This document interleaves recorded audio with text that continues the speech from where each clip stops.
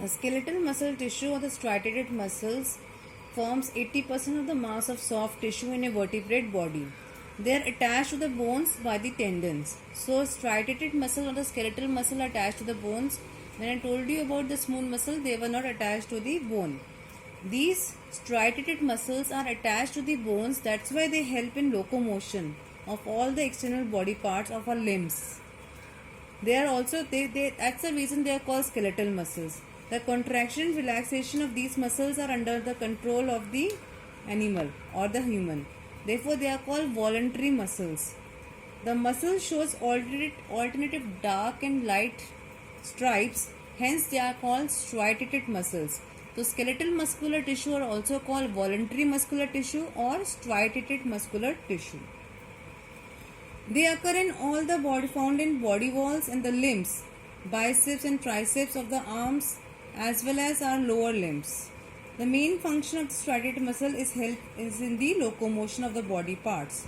They also help in several voluntary movements of the body. The next and the last animal tissue is the nervous tissue.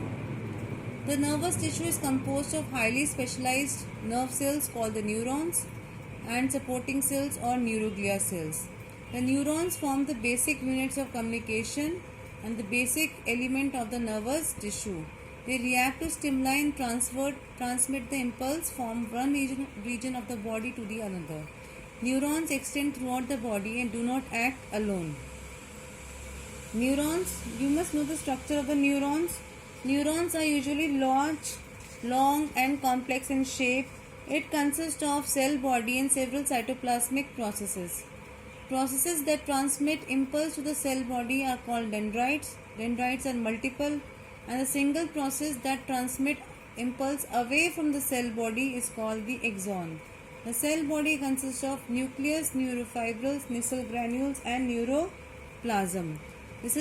There are three main types of neurons: unipolar neurons, bipolar and multipolar neurons. This is the structure of the neuron, in which you can see there is a central cell body. This is a central cell body, and from which various projections which are coming out, multiple projections, these are called dendrites. The cell body is covered by cell membrane.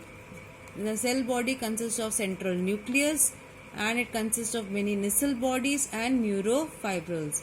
A single projection coming from the cell body which transmit the impulse away from the cell body is called axon. Axon is covered by myelin membrane, and there is a central nucleus of the Schwann cells of the myelin membrane. There is some region where the myelin membrane is absent. You can see it is not continuous, it is discontinuous myelinated sheet. So the regions where the myelin membrane is absent is called nodes of Ranvier. From the axon, you can see terminal branches are projecting out, and there are motor end planes in the effector muscles. From here, the nerve impulse is transmitted from one neuron to the another neuron by the axon region of the neuron. So this is all about the nervous tissue. You must know the structure of the neuron. Okay, and the gap between the one neuron to the other is called synapse. Okay, so there are several synaptic nerves as well as present at the terminal branches of the neuron. Synapse is meant for transmission of nerve impulse from one neuron to the other. So we have finished this chapter, tissues. We have done plant tissues and its types and animal tissue and its types. You must know all the tissues, their function, their location, their subtypes and the diagrams. If you have any doubts, please ask separately. Thank you.